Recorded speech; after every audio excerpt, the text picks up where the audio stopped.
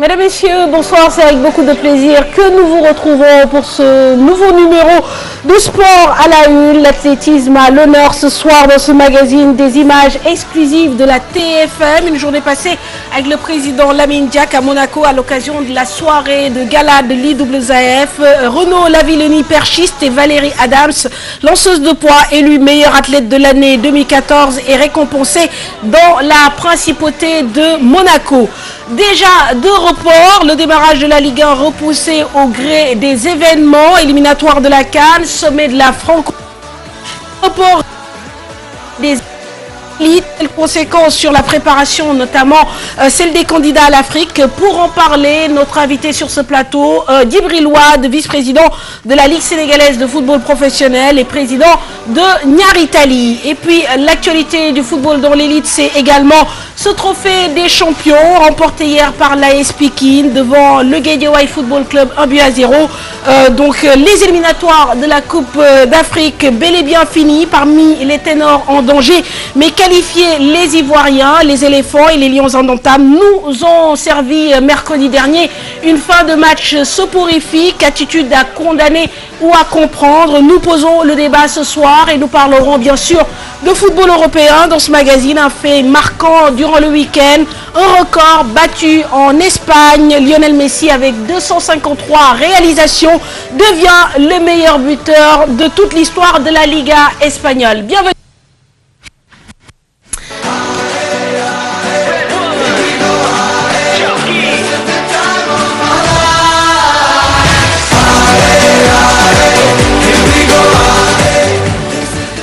Voilà, ravi de vous retrouver, cher coéquipier Malal Junior, bonsoir. Bonsoir, Mofatou, bonsoir à cher Tidiane et bonsoir à tous ceux qui nous regardent. Et cher Tidiane, bonsoir. Bonsoir Mofatou, bonsoir Malal et à tous les téléspectateurs qui nous regardent.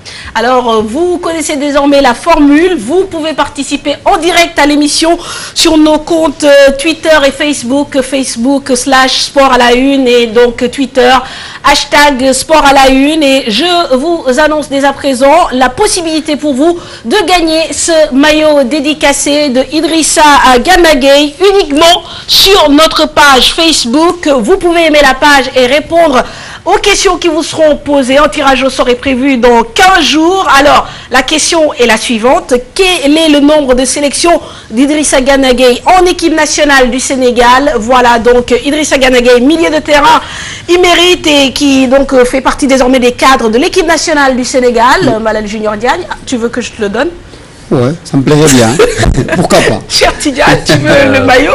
Bon, je pense que je n'ai qu'à aller répondre à une question sur la page Facebook ou juste aimer et répondre à la question. Les deux à la fois. Puisque derrière, il y aura quand même un tirage au sort. Alors, messieurs... Je verrais bien comme question le premier match en sélection d'Idrissa Gana Gueye. Ah oui, c'est plus dur, mais malheureusement, j'ai déjà donné, on a dit le nombre de sélections. Ce qui n'est pas facile, parce qu'au Sénégal, on n'a pas forcément... une sélection. Voilà, le nombre de sélections d'Idrissa Gana Gueye en équipe nationale. On n'a pas toujours les statistiques, c'est un peu ce qui nous manque. Du coup, ce n'est pas une question facile. Alors, je vous l'annonçais au sommaire, cher Tidiane Diao, des images exclusives, puisque la soirée de gala de l'IAAF a vécu le week-end dernier à Monaco. Oui, il y a la principauté de Monaco qui a accueilli donc le week-end dernier le gala de l'IAAF, celle qui réunit et récompense les meilleurs athlètes de l'année.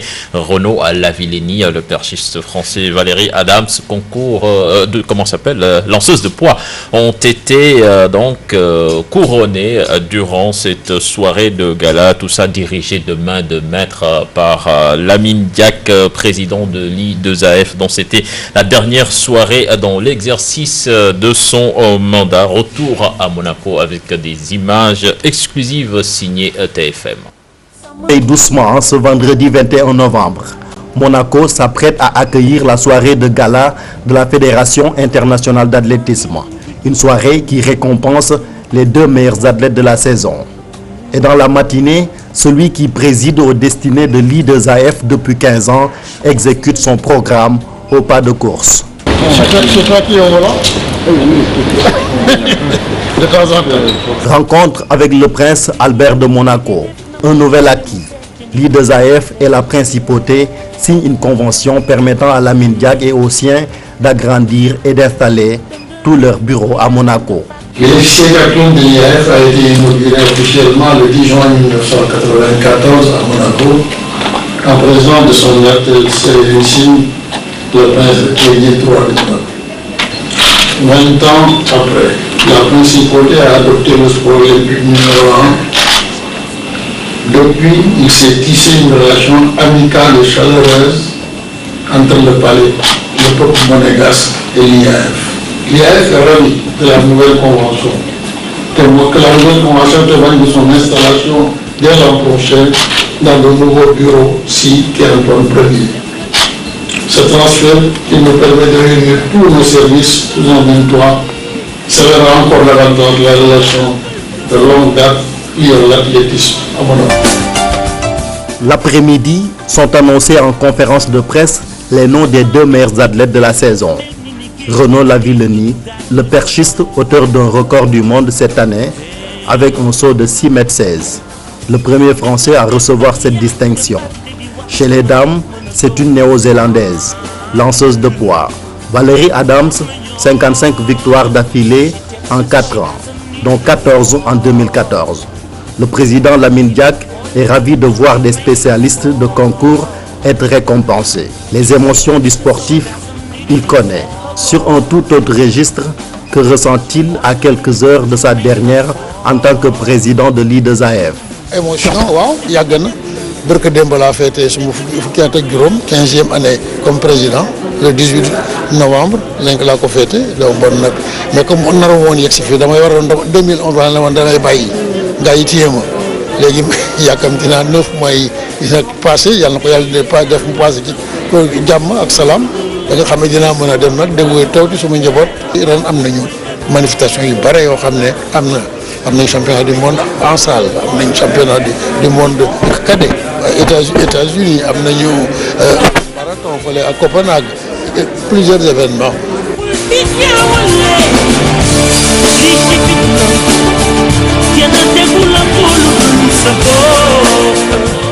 La nuit tombe sur le rocher. Place désormais aux tenues d'apparat pour fêter l'année de l'athlétisme et les acteurs des pistes du monde. 15 ans qu'il dirige cette instance et les témoignages sont unanimes. Le prince Albert de Monaco salue l'expérience et la rigueur avec laquelle le président Lamine Diack a dirigé l'instance internationale. Lamine Diack est pour moi un grand monsieur non seulement de l'athlétisme mais du sport.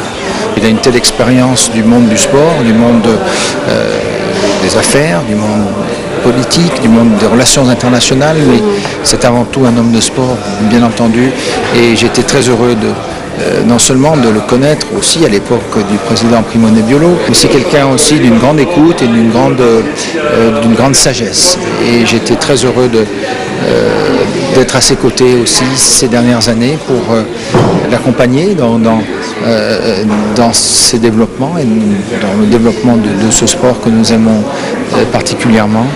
Et je suis très heureux aussi d'être là pour l'accompagner dans les derniers mois de sa présidence. Unique médaillé olympique du Sénégal, Amadou Diaba rend hommage à un mentor.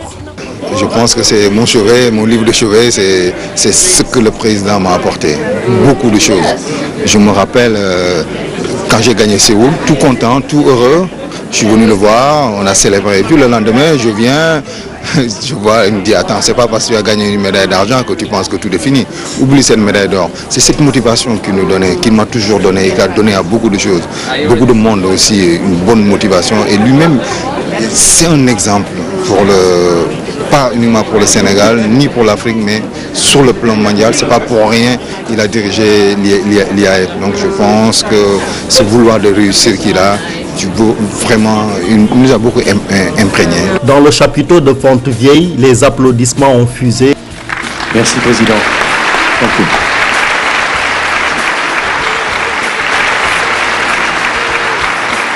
Quand le prince Albert et le président Lamine Diack ont monté les estrades.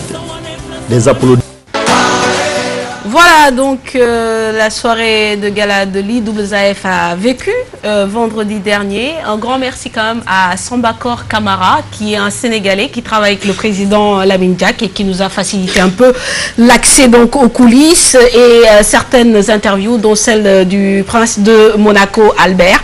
Alors, qu'est-ce que je voulais dire d'autre, sinon que il y a beaucoup d'admiration autour de cette personnalité de Lamine Diack, qui finit quand même son mandat en 2015, mais qui reste le président de la fondation, donc qui pourra présider d'autres soirées de gala. Je pense que bon, sur le plan international, il a fait pas mal de choses pour l'athlétisme. Ben, une fierté pour le Sénégal. Lamine Diack, qui a été d'abord du temps de sa jeunesse sportive de très bon niveau, ensuite qui a été un excellent dirigeant, puisque diriger l'instance mondiale d'athlétisme pendant 15 ans, il faut le faire, et de quelle manière. C'est donc là un grenier dans lequel le Sénégal doit aller puiser pour avoir une politique de sportif de haut niveau, mais également espérer trouver les moyens via la collaboration internationale pour former nos jeunes adeptes, toutes disciplines confondues, afin que le Sénégal puisse briller, puisque depuis Djaba, c'est le désert. Hein. Tout à fait. Ouais. Alors, cher. Oui, je pense que Maladi, une fierté pour le Sénégal, une fierté pour le Sénégal et pour l'Afrique aussi. Bon, je pense que cet homme est un modèle du genre et que tous les jeunes doivent s'inspirer de lui, même les moins jeunes. Le président qui est là, qui vient de nous rejoindre. Je pense que cet homme-là est une source de motivation, un modèle à suivre. Très bien. Alors, Djibril Ouad, bonsoir. Bonsoir. Vous avez un mot à dire peut-être sur la personnalité de Lamine Diack, puisque vous êtes arrivé un peu tard pour le reportage, mais quand même sur Lamine Diack, forcément c'est une personnalité qui inspire. Bon, c'est un monument du mouvement sportif mondial. Et avant tout, il a été un entraîneur de football. Il a été le président du Jaraaf. Et quand on parle de Lamine Diack, c'est la réforme de 70. Réforme qui nous a valu l'officialisation du mouvement Naïdan, les fusions. Et Lamine Diack a beaucoup inspiré les sportifs sénégalais. Et aujourd'hui, beaucoup de dirigeants n'avaient pas compris l'esprit même de la fusion de Lamine Diack. C'était pour avoir ce que Malick Sy a dit il y a quelques jours dans les journaux, des clubs comme Pikine, des clubs forts, des clubs comme Guédiawaye, des clubs comme Casa Sport, des clubs comme la Linguère. Malheureusement, les dirigeants qui ont suivi n'ont pas su connaître la philosophie de Lamine pour la rentabiliser. Et le mouvement aujourd'hui, s'il domine le football sénégalais, c'est à cause de Lamine Diack. Donc c'est un monument du sport sénégalais. Très bien. Et qui a fait ses atouts un peu partout. Je crois que Lamine Diack, Garam Koulibaly, Mawad Wade, on ne peut plus en avoir. Et quand on les regarde, nous n'avons pas le droit de se décourager. Tout à fait. Et on se pose la question, peut-être à quand, voilà, l'arrivée de nouvelles personnalités, de nouveaux dirigeants aussi charismatiques, parce que ça aussi, par rapport à la relève, parfois on se pose des questions. Est-ce qu'il y en aura qui vont rayonner sur le plan international, dans les instances internationales, parce que lui c'est un homme quand même respecté au niveau de l'instance où il officie. Oui, mais c'est une option. Vous savez, on ne peut pas faire à la fois le national et l'international. Et je crois qu'aujourd'hui, sur le plan international, on a eu à avoir de personnalités charismatiques. Le Sénégal a eu à diriger la FIBA, la Confédération africaine d'athlétisme, boxe. Beaucoup de disciplines ont été dirigées par les Sénégalais. Et en ce moment-là, le sport sénégalais était à la traîne. Donc aujourd'hui, les compétences que nous avons doivent s'investir sur le plan national et essayer de décoller ce sport-là. Je crois que c'est extrêmement important aujourd'hui. Voilà, et puis il y a un jeune, Amadou Diaba, qui est là, qui est au centre de l'ACNAWA, peut-être, qui sait, d'ici 10 ans. Très bien. Il peut grimper au sommet. Merci, cher Tidiane, pour la transition, puisque Amadou Diaba, se prononçant justement sur la politique sportive en général, concernant les sportifs et peut-être les pépites, a un avis assez tranché. Il comprend notamment pourquoi Kasséane a changé de nationalité et a décidé d'aller courir pour la France. Il considère qu'en réalité, rien n'est fait pour aider les athlètes sénégalais à éclore et à vivre dans de bonnes conditions. Amadou Diaba, qui s'est donc prononcé sur ce phénomène et qui constate que beaucoup d'athlètes africains, que ce soit les Éthiopiens ou les Kenyans, décident également de changer de nationalité. Nous l'écoutons. Je pense qu'il n'est pas le premier, il ne sera pas le dernier dans toutes les disciplines, c'est ça. Donc je pense que c'est regrettable parce que on avait misé beaucoup d'espoir sur lui. Et donc je pense que c'est une leçon pour le Sénégal d'aider les athlètes vraiment au plus bas niveau et de les accompagner jusqu'au bout. Donc je pense que si d'autres pays, il n'y a pas que le Sénégal, il y a le Kenya, vous voyez dans les pays comme le Qatar, les pays du Golfe, c'est des Kenyans, des Éthiopiens qui courent pour eux, des Soudanais qui courent pour eux. Donc ça va venir au Sénégal et ça va aller dans d'autres pays. Je pense qu'il faut mettre une politique sportive au Sénégal pour qu'on puisse tenir nos athlètes, les mettre dans de bonnes conditions de réussite. C'est ce qu'on disait, il faut avoir une politique sportive de haut niveau. Parce que vraiment tout le monde sait que le Sénégal, son nom peut aller très loin. Quand le Sénégal était qualifié en quart de finale en 2002, tout le monde connaissait le Sénégal. Quand Mbaké a gagné, tout le monde connaissait, demandait où se trouve le Sénégal. Donc vraiment c'est une carte géopolitique et vraiment amener le nord du Sénégal, pas un sportif, c'est vraiment quelque chose. Donc je pense que ça va nous servir de leçon parce qu'on a perdu Cheikh Touré, on a perdu Ibrahim Ouad, beaucoup d'athlètes qui devaient nous valoir. Donc ça va continuer, mais je pense qu'il faut éradiquer ce mal, il faut mettre les athlètes vraiment dans le bon. Alors, même si ça ne relève pas forcément de votre domaine, Djibril Ouad, est-ce que vous êtes d'accord un peu avec l'analyse d'Amadou Diaba quand il parle de l'exode plus ou moins forcé en fait de nos athlètes par manque de moyens? Bon, mais écoutez, c'est un peu relatif parce que vous savez, le patriotisme n'a pas de prix. Et le manque de moyens, c'est par rapport au pays dans lequel on se trouve. De toute façon, nous ne pouvons pas avoir les moyens de la France, ni les moyens du Maroc, ni les moyens de la Tunisie. Et les Gambiens ne peuvent pas avoir aussi les moyens du Sénégal. Est-ce que vous ne pensez pas que les Gambiens ont plus de moyens désormais que nous? Oui, ils n'ont pas plus de moyens que nous, ils ont mieux investi et plus investi. Et c'est ça le problème. Bon, maintenant, quand il parle d'une politique sportive, là je suis d'accord avec lui. Nous n'avons pas aujourd'hui dans ce pays-là une politique sportive digne de son nom, qui prenne en charge aujourd'hui le minimum qu'il faut au Sénégal pour être un bon sportif. Et je crois que c'est là où nous devons travailler. Mais toujours, on trouvera un plus offrant. Même dans le football professionnel, dans le sport professionnel, c'est comme ça. Hein. Aujourd'hui, entre l'Angleterre et la France, il n'y a pas photo. Il n'y a pas photo. Donc aujourd'hui, il y a des Sénégalais. Aujourd'hui, aussi bien au niveau du sport qu'au niveau de l'éducation, de la science, Modibo Diarra était Mali, il allait à la NASA travailler là-bas. Tout à fait. S'il y avait la NASA au Mali, il serait resté. Et je crois qu'aujourd'hui, c'est bon, ce qu'on appelle la fuite des cerveaux. Et donc aujourd'hui, bon, il y a un prix à payer. Est-ce que nous avons ce prix-là? Je crois que le débat reste ouvert. Tout à fait. Mais en tant que dirigeant, président, est-ce que vous pensez que ceux qui sont actuellement aujourd'hui à la tête du sport sénégalais, le ministère, est-ce que la voie empruntée par le ministère est la voie qui peut mener à une bonne politique sportive? Bon, j'ai écouté les techniciens du ministère. Ils disaient que le jeune Kassé Anne avait le minimum. Bon, il y a d'autres qui ont répliqué, qui ont dit autre chose. Bon, je ne sais pas où c'est la vérité, mais je crois qu'aujourd'hui, la manière même dont Kassé Anne est parti, je crois que sur ce point-là, je crois que ça laisse ça mérite réflexion quand même. Bon, je ne sais pas ce qui se passe au niveau de l'athlétisme sénégalais, mais je sais que au niveau du stade de l'amitié où ils sont, les conditions quand même ne sont pas réunies pour faire de la performance. Très bien. Bon, on parle des athlètes sénégalais, mais je pense que c'est un problème aussi qui se pose au niveau des joueurs professionnels. Aujourd'hui, on parle de professionnalisation de la Ligue 1. Alors que bon, les joueurs n'ont pratiquement pas de moyens pour pouvoir juste aller faire les entraînements, régler leurs problèmes au quotidien. Donc ce qui se passe dans l'athlétisme se passe aussi dans le football de manière générale. Bon, c'est la même chose. Bon, mais au niveau du football, il faut savoir que le professionnalisme vient de commencer. Et par rapport aussi au niveau de vie du Sénégal, si on arrive à un jeune footballeur arrive à avoir 200 000 francs, 300 000 francs dans ce pays-là, je crois qu'il a quand même ce minimum-là. Et si on continue dans cette lancée-là, sans sponsor, sans l'apport de l'État, et le jour où l'État mettra la main à la poche, je crois qu'il pourra y avoir des améliorations. Et je pense que d'ici peu, 2 ans, 3 ans, 4 ans, si on a des droits de télé, si l'État, par exemple, parvient à subventionner chaque club un minimum de 25 millions de francs pendant 3 ans, pendant 4 ans, dans un temps bien limité, nous pouvons payer des jours à des salaires de 500 000 à 1 million de francs. Et c'est possible. Parce qu'aujourd'hui, il y a des jours qui touchent 200 à 300 000 francs. Mais ils sont nombreux? Bon, ils ne sont pas nombreux. L'essentiel, c'est de parvenir à arrondir les fins du mois et à à respecter les fins du mois. Aujourd'hui, nous sommes au niveau de la... Ça, c'est un défi déjà pour vous en tant que dirigeant. Mais aujourd'hui, il y a des jeunes joueurs, des joueurs qui sont là, qui étaient partis tenter le talent ailleurs et ils sont revenus pour jouer dans ces clubs-là. C'est parce qu'aujourd'hui, le niveau du football professionnel sénégalais est en train d'avancer. Moi, dans mon club, j'ai un nouveau gardien qui est international gambien. D'accord. Et vous nous jouez dans les autres clubs, nous avons des internationaux gambiens. Ouais. Voilà, bon, je disais que par rapport à l'athlétisme, je pense qu'au football, au moins, on peut défendre son club, gagner sa vie en club et servir sa nation à côté. Je pense que c'est beaucoup plus facile. Cassiane nous l'avait dit souvent.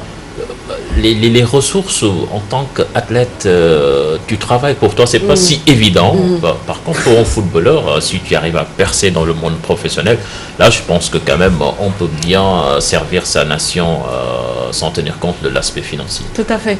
Alors, on va parler justement de football après donc cette large page consacrée à l'athlétisme avec l'actualité d'abord, c'est ce week-end. Hein. Le trophée des champions, Malal l'AS Pikine remporte la deuxième édition de cette compétition. Le champion du Sénégal en titre retrouve le tempo. Pikine a signé sa première victoire de la saison 2014-2015. C'était à l'occasion de la finale du trophée des champions face à l'équipe de Guédiawaye Football Club sur ses terrains à Amadou Barry. Victoire 1-0. Abdul Aziz Khan, Tierno, Laurent Mendy. Pas l'esprit revanchard. C'était pas de gagner à tous les coups. Pas une revanche donc, selon Alassane Dia et Malick Diop, difficile à croire pourtant, car ce deuxième derby de la banlieue à l'espace de 2 semaines avait bien des allures de revanche. C'est vrai que aussi, bien plus que la suprématie territoriale, l'ascendant psychologique est en jeu. Perdre 2 fois contre le même adversaire avant le début du championnat ferait tâche pour le champion en titre. Alors logiquement, les Pékinois montrent un tout autre visage et paraissent plus affûtés. J'avoue également que malgré tout le travail que nous avons abattu entre-temps, il y a encore des choses à améliorer et c'est normal. Si l'entame de match est plutôt à l'avantage du GFC, les contres des Rouges et Blancs sont dévastateurs. Tierno Niang a l'occasion d'ouvrir le score sur penalty dès la 11e minute, mais il bute sur Pape Diatta Ndiaye. Ce sera partie remise pour le transfuge de la Linguère qui va se racheter 20 minutes plus tard. Si l'AS Pikine a offert une meilleure prestation que lors du tournoi du Parlement, Alassane Dia demeure lui perfectionniste. Disons qu'on est à la moitié du chemin parce que nous avons fait une très bonne première période où nous aurions pu limiter le match et le finir une bonne fois. Mais en deuxième période, j'avoue que nous avons un peu souffert, ce qui veut dire qu'il y a encore des choses à repréciser. Le GFC aura beaucoup tenté dans cette rencontre sans réussir à prendre à défaut BTC. À défaut du résultat donc, Malick Diop se contente de l'engagement de ses poulains. Je pense que sur le plan technique et sur le plan tactique, nous avons été à la hauteur de Pikine, peut-être même plus. On a manqué de réalisme un peu parce qu'en première mi-temps, on se crée 3 occasions qu'on ne met pas en fond.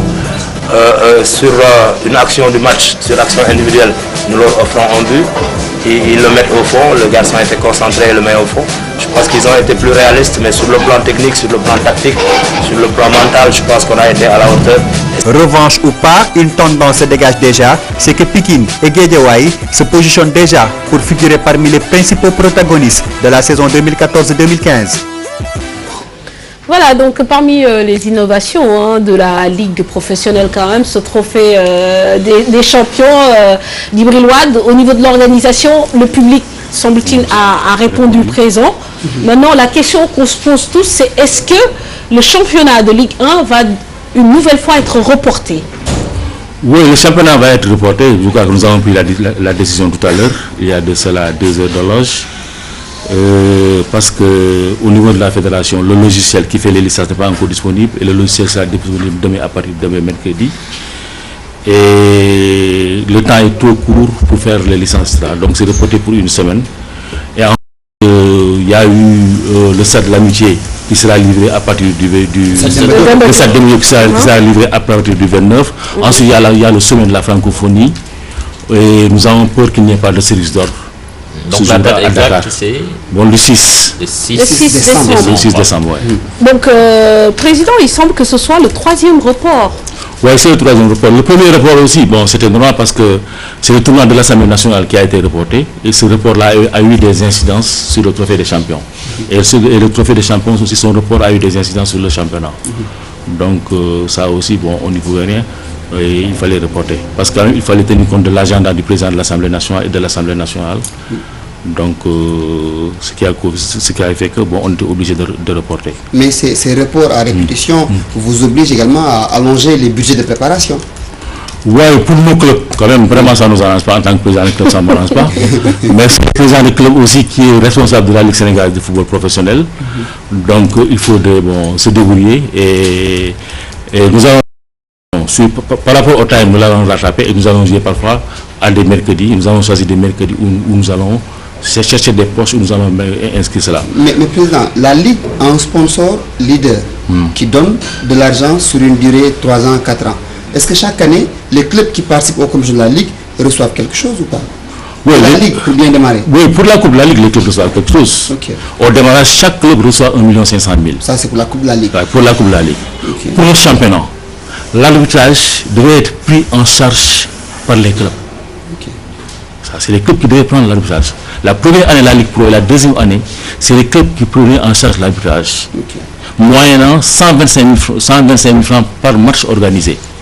C'est ce qu'on paye aux arbitres. Oui, c'est ce qu'on paye aux arbitres. Et chaque club qui organise, par exemple, un club comme Yar Italie, peut organiser 13 fois ou bien 14 fois. Donc cet argent-là, c'est l'argent de la Ligue qui le retrocède au club. Très bien. Donc, alors, on va quand même reparler un peu de ces reports. D'ailleurs, il y a une intervention là sur la page. C'est à cause de ces problèmes qu'on aura du mal à s'imposer dans les compétitions africaines.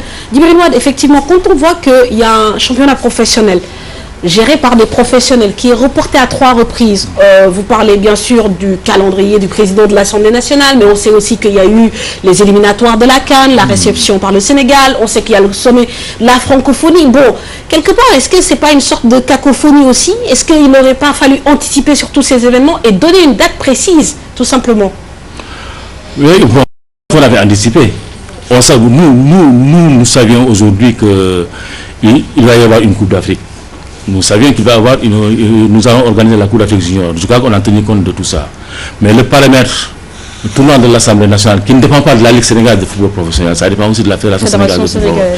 Et vous savez aujourd'hui que nous tous, on a été pris par l'organisation du match Sénégal-Égypte, Sénégal-Tunisie, Sénégal-Botswana, etc. Et qu'aujourd'hui, il y avait une pression très forte de ces populations, de vous-même de la presse, sur cette équipe nationale-là, qu'on le veuille ou non, était déterminante pour même la suite. Parce qu'aujourd'hui, si l'équipe nationale n'était pas qualifiée quand même, nous qui sommes membres du comité exécutif de la Fédération sénégalaise de football, est-ce que nous serions là jusqu'à présent? Mais justement, Djibril Wade, est-ce que ça ne pose pas aussi le problème du cumul des mandats? C'est-à-dire vous êtes au sein de la Ligue professionnelle, vous êtes au sein de la Fédération, donc forcément vous avez plus de travail. Est-ce qu'à un moment donné, il ne faut pas que la Ligue sénégalaise ait sa propre administration pour pouvoir travailler sur certaines choses, comme celle-ci par exemple? Mais c'est ce que nous sommes en train de faire. Nous avons inauguré le siège de la Ligue il y a de cela moins de 2 semaines par le président Augustin Senghor. Nous avons choisi un directeur exécutif qui s'appelle Amsada Fall, qui est en train de faire le travail. Petit à petit, on est en train de poser les jalons d'une administration forte qui va s'occuper de ce domaine-là. D'ivoire aura à s'occuper de son club, de sa Ligue régionale, mais pas d'autre chose. Et aujourd'hui, si vous le voyez, pratiquement au niveau de la Ligue sénégalaise de football, il n'y a plus de président de commission d'organisation, ni de vice-président chargé de l'organisation. Le tout est maintenant dévoilé à Amsada Fall. Mais je pense qu'aujourd'hui, bon, le monde ne s'est pas fait en un jour. Il faut être patient avec nous et être indulgent aussi avec nous. Et ensuite, le nerf de la guerre, il n'y a pas cet argent-là. Quand tu prends quelqu'un, il faut le payer. Maintenant, quand tu utilises d'Ivoire, il le fait bénévolement. Aujourd'hui, je défends la Ligue. Je prends ma voiture, je conduis, je viens pour défendre la Ligue. Mais la Ligue ne me veut pas. Bien sûr. Alors, mais aujourd'hui, il faut quand même avoir. Voilà, nous tous, nous sommes des volontaires. Ensuite, nous sommes présidents de club. Et ça aussi, on est obligé de chercher des financements aussi pour nos clubs. Mais vous l'avez tout à l'heure évoqué, vous avez dit que c'est les clubs qui organisent, qui payent les arbitres. Voilà. Ils devaient organiser et payer les arbitres. On a vu l'année dernière, à 2 reprises, je crois, les arbitres bouder les matchs de championnat parce qu'ils réclamaient des primes. Voilà. Est-ce qu'avant d'entamer cet exercice-là, vous êtes à jour avec les hommes en noir? Pour nous, le Sénégal de football professionnel, nous sommes en jour avec les hommes noirs. Parfois, il peut y avoir des tensions de trésorerie, de petits problèmes, mais aujourd'hui, je crois que le problème ne se pose plus avec les arbitres. Mais quand même, nous allons les convoquer, nous allons discuter avec eux pour qu'ils revoient à la baisse ce qu'ils nous demandent. 125 000 francs par match. Ouais. Par match, pour la Ligue 1 et 100 000 francs pour la Ligue 2. Alors, Président, par exemple, si nos clubs engagés en Coupe d'Afrique se font éliminer au premier tour, quelque part, vous serez responsable avec ces multiples reports. En partie, oui. Mais on va l'assumer, je crois. C'est courageux de ma part. En partie, oui. Très bien. Alors, justement, parlons un peu des conséquences, cher Tidiane, de ces reports, comme vient de le souligner Djibril Ouad. C'est difficile pour le club qu'il dirige parce qu'il y a un budget tout simplement qui était préparé, qui était prévu. Et puis, donc, il y a aussi ces changements de date qui impactent forcément sur la préparation aussi des joueurs. Oui, la préparation dans le club de Ligue 1 ressemble souvent à un chemin de croix entre manque de moyens et l'incertitude liée au calendrier. C'est le cas par exemple d'un club comme l'AS Pikine qui va jouer la Ligue des Champions. Pikine qui doit gérer également son mercato. C'est un sujet signé Abdul Aziz Khan et Tierno Laurent Mendy. La préparation d'avant-saison, une étape essentielle dans les prévisions des dirigeants de club afin de réussir un bon parcours. Sauf qu'au Sénégal, cette étape est souvent tronquée entre un calendrier qui vacille et des moyens qui font souvent défaut. Alors quand on doit jouer la Ligue africaine des champions pour une équipe comme l'AS Pikine, l'intersaison s'avère même décisive. Pour mettre son équipe dans de bonnes conditions, le président Modou Fall décide d'envoyer son groupe dans la sous-région, mais le séjour sera écourté par le tournoi du Parlement, une compétition qui figure bien dans le calendrier, sauf que les Pikinois n'avaient pas encore connaissance des dates de match. On n'était pas prêts parce qu'on a fait seulement 10 jours, 12 jours. On a coupé notre préparation en Gambie où on peut respecter le football sénégalais. C'est pourquoi on est rentré pour jouer ce tournoi. L'équipe a rempli sa préparation au niveau de Banjul à cause du tournoi de Parlement et on a bien. L'entraîneur dit qu'il n'a pas terminé son préparation. Donc il a pris une semaine encore de se préparer. Et comme vous le savez, on a perdu des matchs d'entraînement, comme vous le savez, le tournoi et tout. Donc on avait prévu de sortir beaucoup d'argent pour les préparations. On avait prévu d'aller en Gambie et aussi on fait 2 semaines en Gambie et les 2 semaines on le faisait, normalement on le devait faire au Mali, mais malheureusement avec le tournoi de Parlement on a arrêté le stage en Gambie. Maintenant on s'est venu à Dakar et aussi à cause des problèmes de santé. À partir de ce moment, les champions en titre doivent s'adapter pour colmater les brèches. J'avoue que les nombreux tournois que nous avons joués ces derniers temps, en réalité n'entraient pas dans le programme que nous avions mis. Et que donc ça nous a beaucoup perturbé. Il fallait être présent, il fallait les jouer, mais en réalité ça nous gênait dans notre démarche. Donc le fait maintenant qu'il n'y ait plus rien devant nous, sauf le démarrage du championnat, eh bien, ça nous permettra en tout cas de repréciser encore une fois, comme je l'ai dit, certaines situations de jeu. À l'heure actuelle, la date de démarrage du championnat est encore inconnue. On pourrait penser que cela perturberait les plans d'Al-Sandia qui y voit plutôt une aubaine. En ce moment même, le fait qu'on ait repoussé le championnat m'arrange moi. Même si effectivement j'aurais souhaité qu'on respecte les échéances, mais ça m'arrange moi. Pré-saison rime aussi avec Mercato et le marché des transferts est bien animé à Pékin. Les dossiers les plus chauds concernent Tierno Niang, buteur face au GFC, et Amadou Doudou Soumaré, 2 joueurs que la Linguère ne veut pas lâcher. Donc comme vous le savez, quand vous avez pris des joueurs des grands clubs comme la Linguère et comme les autres l'US Ouakam, normalement il y aura des bruits parce que c'est des grands joueurs, mais ce qui est important, moi je suis une personne morale, je suis en train de discuter avec les responsables que je dois discuter, donc on est en train de discuter et Inch'Allah tout va être, on va régler tout Inch'Allah en tant que responsable et je sais que sur les négociations je ferai tout pour de ne pas léser les deux clubs là. Je fais confiance à mes dirigeants et je sais qu'ils vont négocier serré.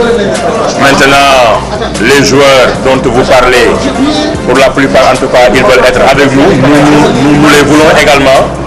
Nous avons des échéances africaines, nous sommes des Sénégalais.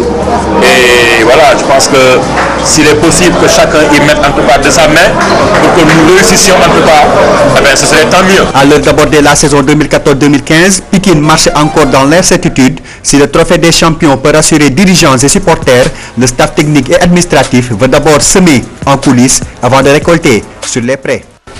Voilà, semé en coulisses, j'imagine qu'en ce moment, tous les présidents de clubs sont dessus. Mais, président, vous avez été quand même l'un des pionniers, par exemple, en ce qui concerne des préparations hors du Sénégal. Je me souviens, vous avez déjà amené votre équipe à l'époque se préparer en Gambie. Aujourd'hui, quand vous regardez le cas du président de l'AS Pikine qui est obligé de couper sa préparation, de venir pour faire un tournoi et ensuite repartir. Vous, cette année, qu'est-ce que vous avez fait justement pour préparer votre équipe? Bon, nous aussi cette année, nous avons commencé notre préparation à Dakar. Après, nous sommes allés en Gambie. Nous avons joué là-bas dimanche pour 21 jours. Nous sommes revenus. Nous avons joué 4 matchs à Dakar. Le 4e match c'était aujourd'hui, je viens tout de suite de Thiès. Okay. Bon, maintenant on est en train, on a repris le championnat d'une semaine. On va chercher encore une prochaine samedi pour jouer contre Turekunda. J'en profite pour demander à mon ami Maïouf Dia de jouer contre moi le samedi prochain. Donc pour avoir un match le samedi et pouvoir démarrer, bien démarrer le 6. Bon, je crois que c'est difficile pour l'AS Pikine quand même qui va nous représenter en Afrique. Parce que si nous étions en Gambie, nous avons devancé de 10 jours, ils sont venus après nous. Mais vous savez, après, je crois qu'ils sont revenus. Je crois que je sais qu'ils ont coupé ça pour revenir jouer la Coupe du Parlement. Quand même, c'est un peu difficile pour eux. Tout à fait. Mais quand même... bon, c'est le lot de tout le monde. Oui, c'est le lot de tout le monde. Et puis encore, il y a un peu le financier. Moi, je n'a pas à rougir quand même. Il est en train Est-ce qu'en tant que club, vous êtes un peu jaloux? Non, pas jaloux. Ouais. Non, on est content parce que ça va nous pousser l'année prochaine à être champion et à prendre la Coupe du Sénégal et même la Coupe de la Ligue. Ça va nous pousser à travailler. C'est une émulation. Alors, Président, quel est le point de votre effectif? Est-ce qu'il y a eu des arrivées marquantes cette année pour on peut rehausser Nyari Tali qui ces dernières années quand même joue des seconds rôles? Oui, bon, l'année dernière nous avons terminé 5e. Mais quand même, après une saison extrêmement difficile, un début très difficile. Et là aussi, on remercie le bon Dieu. Cette année-ci, quand même, nous avons commencé très tôt. Bon, nous avons cherché des joueurs. Nous avons eu des joueurs qui nous viennent de Tengued FC, de l'Ouest Gorée. Mais aujourd'hui, le renfort que nous avons eu, c'est Ablaye Seck, qui était parmi nous, qui était à Anderlecht. Il est rentré. Bon, il était à Anderlecht pendant 2 ans, il était blessé. Après, il a subi une opération. Quand son contrat est terminé, il est venu pour se refaire et pour repartir de bon pied. Et je crois aussi, bon, ensuite nous avons un autre renfort, c'est l'international gambien Aladji, comme on appelle Toldo, qui est un gardien. Et aujourd'hui, il va nous renforcer à ce poste-là. Bon, le reste, je crois que c'est des jeunes et c'est des juniors qui montent. Très bien. L'ambition de Nyari Tali cette année? L'ambition, c'est la Coupe du Sénégal. Nyari Tali est venu avec Pikine en Ligue 1. Ouais, nous sommes venus en Ligue 1. Bon, Pikine a pris la Coupe de la Ligue. Oui, l'ambition, c'est la Coupe du Sénégal? Oui, c'est la Coupe du Sénégal parce que nous ne sommes jamais bien. Il me semble que la Coupe de la Ligue est plus lucrative. Oui, mais la Coupe du Sénégal donne droit à être présent en Afrique. Je crois, et la Coupe du Sénégal, c'est la Coupe du Président de la République. Et nous n'avons jamais pris. Et le championnat est quand même un peu difficile. Hein. Vraiment, c'est une épreuve de régularité, ça demande beaucoup de moyens, mais quand même nous allons jouer au plus faire cette année-ci. Très bien. Alors, Président, justement, vous parliez de Ablaye Seck et moi, ça m'a fait penser à un autre joueur aussi qui est passé chez vous, que je ne vois plus, qui s'appelle Adjouma Gueye. Je voulais savoir justement s'il était toujours en Ligue 1 ou s'il était parti ailleurs. Oui, il est parti ailleurs, il est revenu, il est parti en France.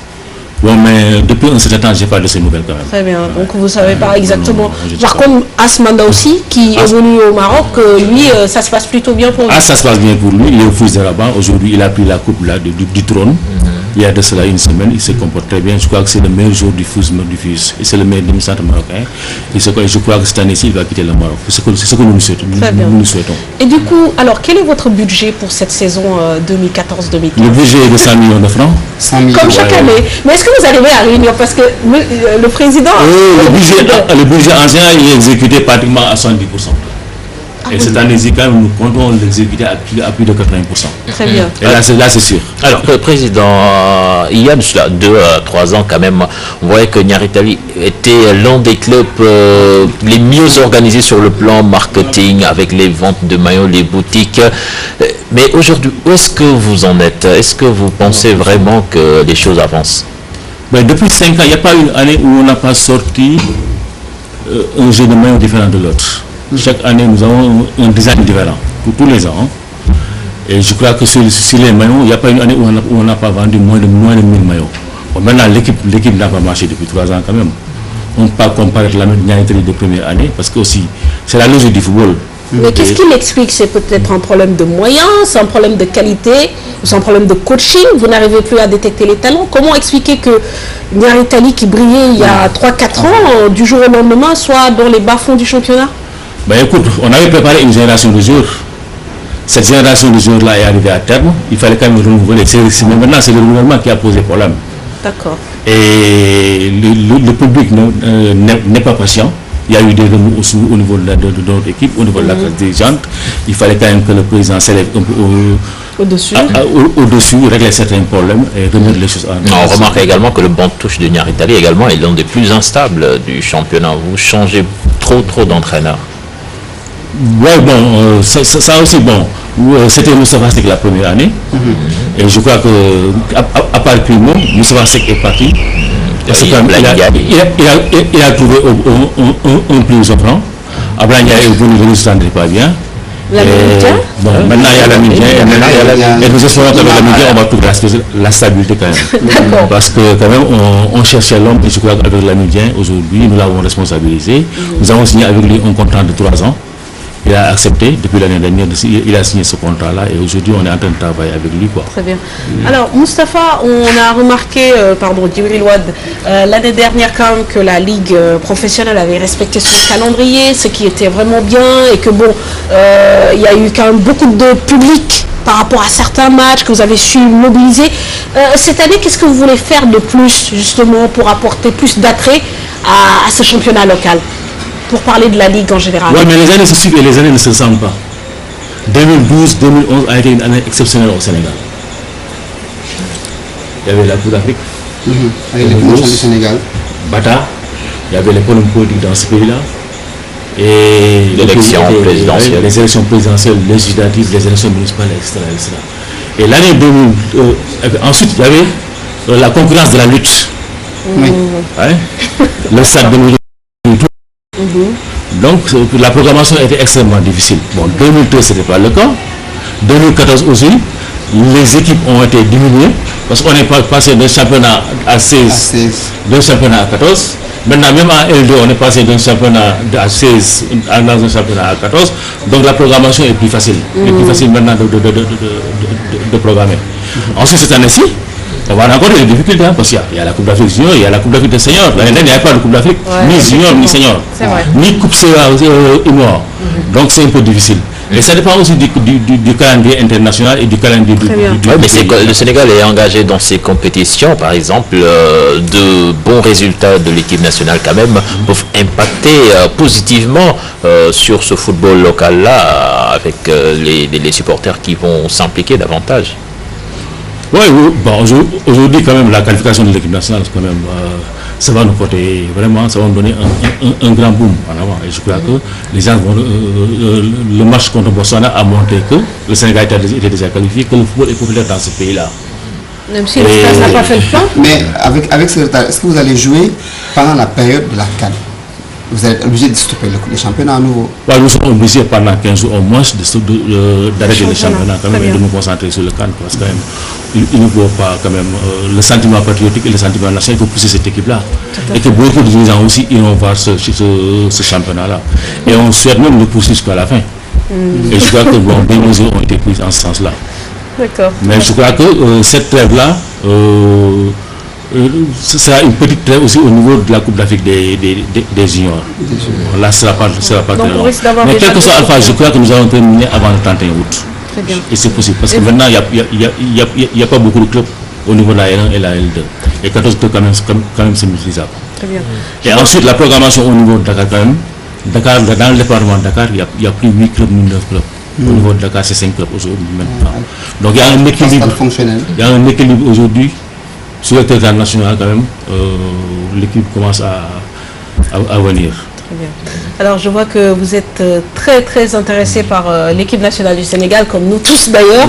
Alors on va justement parler de ces éliminatoires de la CAN, refaire un peu le point. 15 équipes qualifiées donc pour cette prochaine phase finale, vous le savez, qui doit être accueillie par la Guinée équatoriale. Alors le Nigeria, champion en titre, et l'Égypte seront les deux absents de marque. La RDC sera du voyage pour avoir gagné le ticket de la 3e meilleure place. La Côte d'Ivoire y sera également, mais sans grande classe. La fin de match entre éléphants et lions indomptables causant une grande polémique. Mamadou Ndiaye fait le point sur cette fin des éliminatoires de la CAN 2015 et nous revenons sur ce plateau. La grande surprise des éliminatoires de la CAN 2015, c'est le Nigeria, tenant du titre qui ne fera pas le déplacement en Guinée équatoriale. Tenu en échec par l'Afrique du Sud sur sa pelouse, 2 buts partout, deuxième avant cette 6e et dernière journée de la phase de qualification, les Super Eagles ont été éjectés du duo de tête par le Congo, qui est allé s'imposer sur la pelouse du Soudan 1-0. L'espoir de repêchage pour le meilleur 3e est aussi exclu pour les Nigérians. 3e avec 9 points dans le groupe D, la RDC décroche le dernier billet pour la prochaine CAN. Un groupe où la Côte d'Ivoire a assuré le minimum. On eut vierge 0 but partout face à une équipe du Cameroun, déjà qualifiée. Simulacre, fin de match entre les éléphants et les lions indomptables. Les Ivoiriens vont se contenter de faire des petites passes dans la surface de réparation, provoquant des sifflets du public d'Abidjan et déclenchant la polémique de certains spécialistes. Dans le groupe B, l'Algérie, déjà qualifiée avant son déplacement au Mali, a perdu pour la première fois dans cette phase de qualification 2-0. Les Aigles du Mali ont profité de ce succès pour doubler sur le fil le Malawi. Dans le groupe E, le Ghana tombe du Togo sur le score de 3-1. La Guinée, qui allait s'imposer face à Ouganda 2-0. Ils verront aussi la CAN 2015. Vainqueur du Cap-Vert dans le groupe F pour cette dernière journée sous le score de 1-0. La Zambie accompagnera son adversaire en Guinée équatoriale. Déjà assuré leur qualification avant même la dernière journée, le Gabon, la Tunisie et le Sénégal se sont imposés mercredi. Le seul enjeu dans le groupe G concernait l'Égypte. Il lui fallait battre la Tunisie par 2 buts d'écart pour assurer le meilleur 3e. Mais les Pharaons se sont inclinés sur le score 2-1 et rateront ainsi leur 3e phase finale de suite. Le tirage au sort de la prochaine Coupe d'Afrique des Nations aura lieu le 3 décembre prochain. Voilà, on fait le tour un peu de la table, déjà pour parler un peu du cas du Nigeria. Malal, Antoine disait, c'est du jamais vu, vous appelez un entraîneur, vous le limogez, vous le rappelez, après vous espérez vous qualifier. Oui. C'est un peu l'instabilité en phase finale, quand un entraîneur engage une compétition, comme les éliminatoires calqués sur ce modèle-là, il faut de la stabilité sur le banc, quels que soient les résultats. Il faut faire confiance aux hommes qui ont démarré, leur donner les moyens et les pousser à aller jusqu'au bout. Maintenant, après, on tire les conséquences. Il a été limogé, il a été rappelé, il est reparti, il est revenu. Les résultats, ils sont pas là. C'est quand même assez extraordinaire. Vous avez une équipe qui est championne d'Afrique en titre, 8e de finaliste de la Coupe du Monde, et qui s'arrange quand même à ne pas être là. C'est ça les difficultés un peu du football africain en fait. Les subtilités du football africain. Bon, le problème c'est qu'on ne les attendait pas à la dernière Coupe d'Afrique. Ils ont, en 2013. Ils ont gagné la Coupe d'Afrique. Maintenant, bon, la barre était très haute. Maintenant, ils ne pouvaient plus comprendre ne pas planer sur le président. Moi, je pense que le problème de cette équipe du Nigeria, c'est pas un problème sportif. C'est une équipe quand même qui regorge de talents, capable de s'imposer en Afrique. Bon, je pense que le problème est survenu tout juste après la victoire finale. Ils ont failli boycotter même la Coupe du Monde. Non, pas la Coupe du Monde. La Coupe des Confédérations au Brésil, ils ont failli ne pas prendre l'avion pour des questions de primes. À la Coupe du Monde également, les mêmes problèmes se sont posés. Bon, je pense que ce football nigérian-là souffre de ses dirigeants. Très bien. Alors, il y a beaucoup de cas en Afrique, malheureusement, sur le football. C'est pour ça que peut-être les performances ne peuvent pas être stables. Mais il y a également une polémique qui est née, notamment sur la toile. Beaucoup de gens qui se sont indignés de la fin de match entre le Cameroun et la Côte d'Ivoire. Alors, moi, déjà, je voudrais savoir, est-ce que vous êtes pour ou contre l'attitude des Ivoiriens qui ont voulu quand même préserver une qualification à la CAN? Malal, ça se comprend, mais je pense que c'est la manière qui est à déplorer. C'est la manière, en fait. Oui, ils auraient pu faire la passe à 10, 2 buts jusqu'au milieu de terrain et revenir. Mais le faire devant la phase de réparation, c'était vraiment pas élégant. Et on aurait même dit que ça a ressemblé un peu à de la triche aussi. Très bien, alors, cher. Non, moi je pense que si on revient au contexte du match, déjà le Cameroun était à 10 dans ce match. Mbia, bon, non pas vers la fin, tout juste 10 minutes après la mi-temps, il y a Mbia qui a été exclu. Et après, les Ivoiriens ont poussé, ils n'ont pas pu marquer.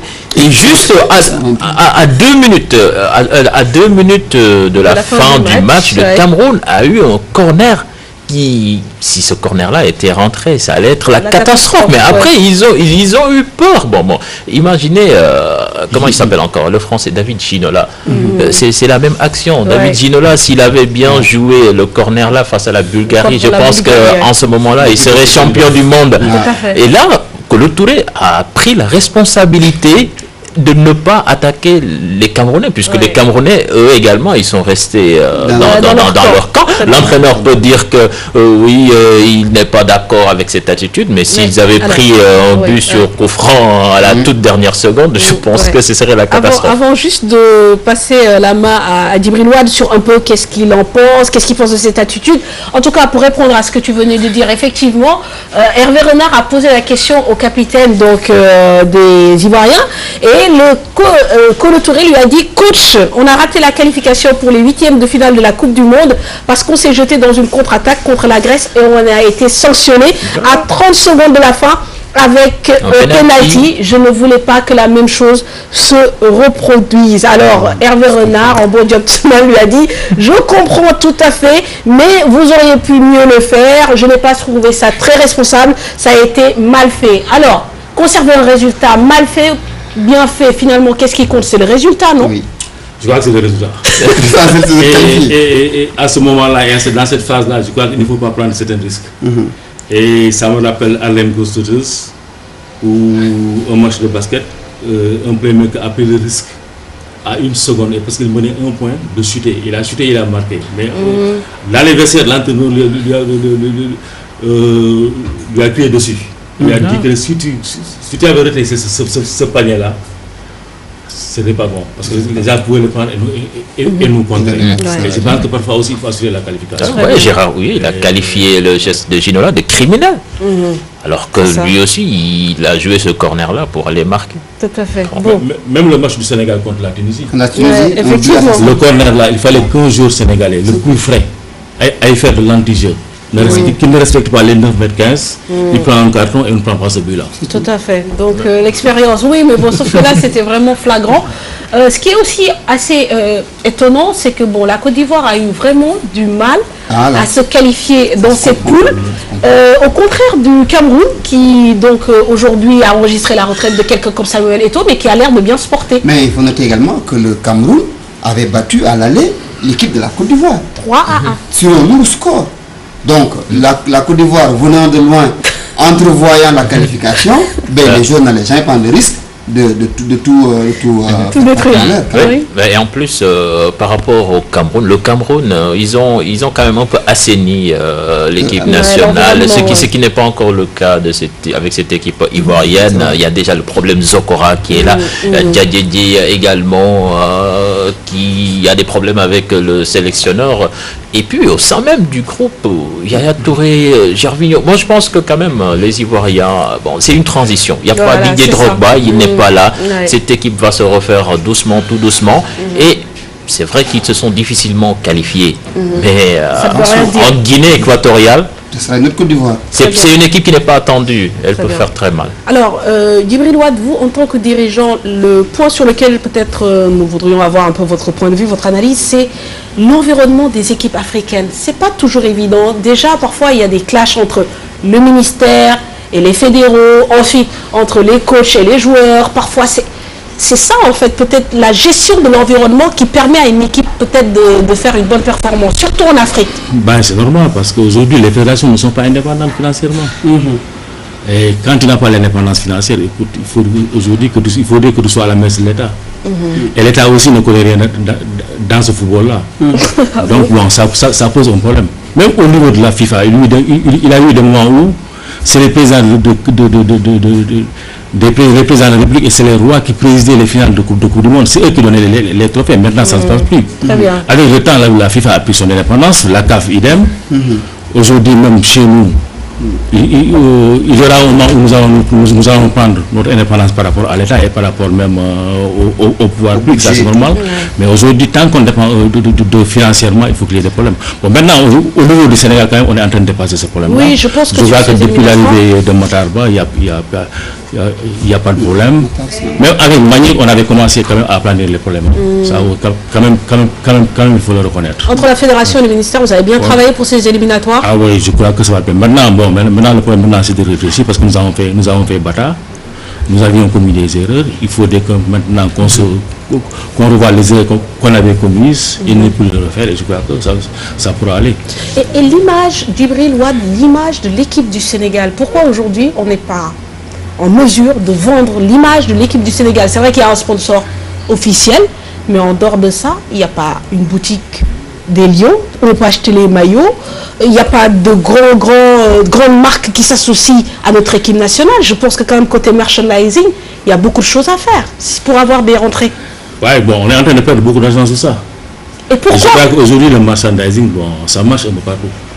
Ça peut ne pas marcher pour Pékin Pignatel, mais pour l'équipe nationale, je crois que ça doit pouvoir marcher.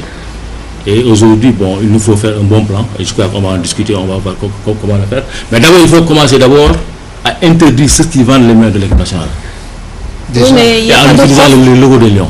Mais il n'y a pas d'autre offre, d'Ibril Ouad. Je pense qu'aujourd'hui, il faut commencer par ça et maintenant offrir quelque chose. Et je crois que si nous travaillons à ça, mais il faut d'abord discuter avec l'équipementier Puma. Bon, et voilà, je crois que c'est possible. Aujourd'hui, l'équipe nationale peut être vendue. Non, normal. Alors, on va parler de joueurs de trempe extra international. Extra normal. Extra normal. C'est même pas international, extra international avec les championnats européens, Malal.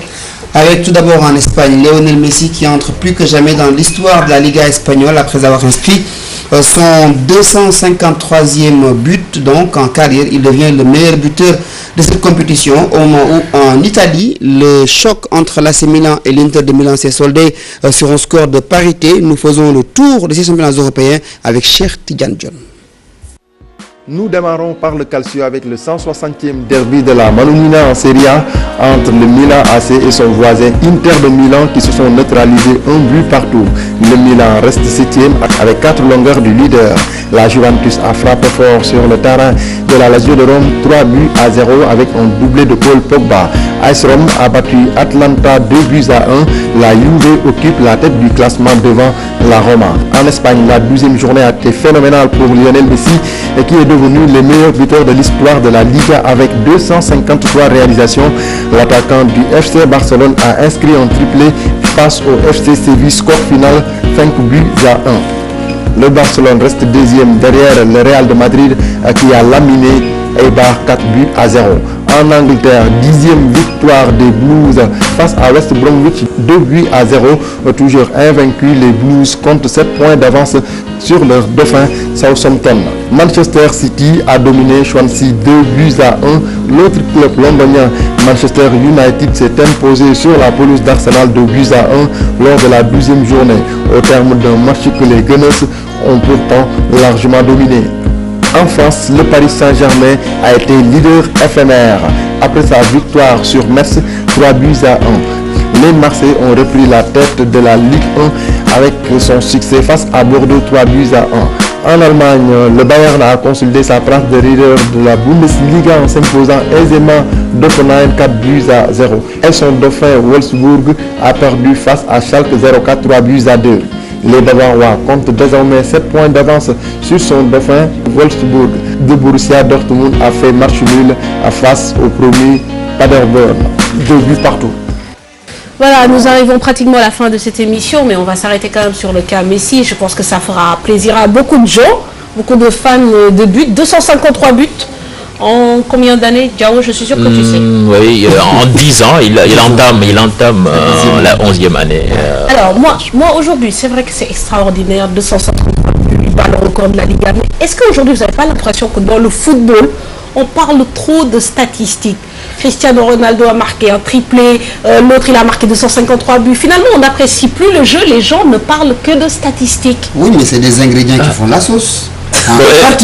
Et puis, moi je pense que c'est ça qui les motive, qui les rend plus forts.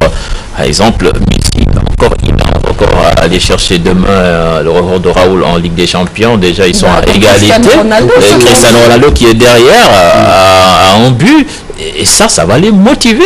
Ce match que le Barça va jouer demain face aux Chypriotes là, l'enjeu, il n'y a pas beaucoup d'enjeux, mais certainement.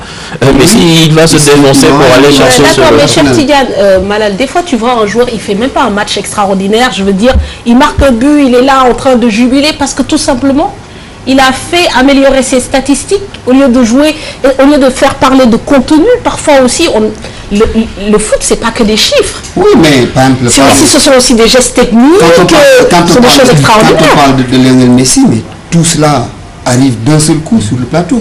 Quand on dit Lionel Messi, on sait que c'est un technicien hors pair, un footballeur extraordinaire d'une autre dimension. Et en plus, Mme Fatou, ces chiffres dont tu parles, ce sont ces chiffres qui font gagner quand même. On ne parle pas de Zidane par rapport à ces chiffres. On parle de Zidane, par exemple, par rapport à la roulette de Zidane. Ou alors Zidane, il a marqué le but qui a permis à la France de gagner la Coupe du Monde. Je veux dire, ça, ce sont des faits qui t'apportent des titres, mais ce n'est pas des 1,25% passe par match. C'est le foot moderne. Ouais, d'accord, mais il faut voir l'enjeu financier qui se trouve autour de Messi. Voilà. Et je crois que ça c'est énorme. Ça fait vivre beaucoup de gens. Et c'est des milliards et c'est des milliards. Des milliards. Ouais. Et aujourd'hui, les gens veulent tous se battre des records. Et chaque record battu, c'est de l'argent. Et aujourd'hui, le football, maintenant, c'est l'argent. Hein. Tout à fait. Alors, et puis, en dehors du talent, il cherche un peu la notoriété. Comme on dit, quand on dit le roi Pelé, on dit celui qui a marqué 1000 buts. C'est sans doute également sur les traces du roi Pelé qu'ils veulent marcher. Et c'est bien pour le spectacle également. Et le record de Messi, là, c'était détenu par un certain Telmo Zarra. Et en Espagne, le trophée du meilleur buteur, il s'appelle le trophée Zarra.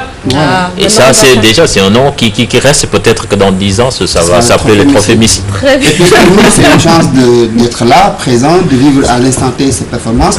Dans 20 ans, on dira, au moment où il faisait ça, on était là. On était encore actifs. Il a vu marquer 253 buts.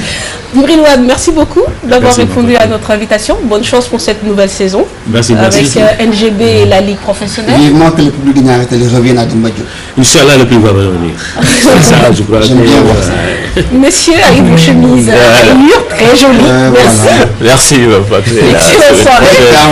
Merci à toute l'équipe sport, bien sûr, tous les journalistes, les réalisateurs, les caméramans qui nous ont permis donc de faire cette émission. Et puis n'oubliez pas, donc voilà, c'est sur la page Facebook, uniquement sur la page Facebook, le maillot de Idrissa Gana Gueye. La question très simple, combien de sélections pour le milieu lillois, donc en équipe nationale, et dans 15 jours le tirage au sort pour faire gagner ce maillot. Excellente soirée à tous et à la semaine prochaine. Au revoir.